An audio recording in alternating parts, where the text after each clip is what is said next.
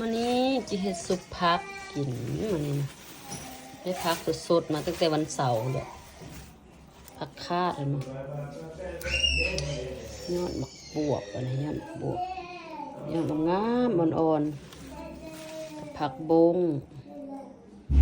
ใส่พิจารณาสอนผักเสแม่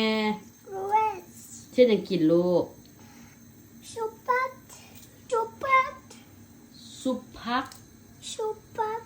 ซุปผักมาละพอแล้วมันหยาบเราทิ่มลูกเด็ดไหมเด็ดน้อยๆแองติเปอร์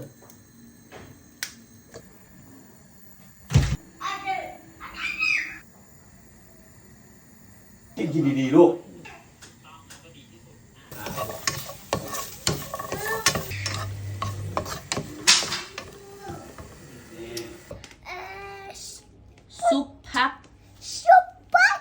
ซุปผักว่ามึงดูแนมขึ้นมาคำว่าน่ะซุปผักซุปผัก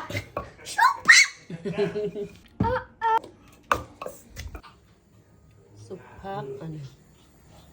เลือกหมูกำลังจิปิ้งกินกับซุปผักมันเด้อ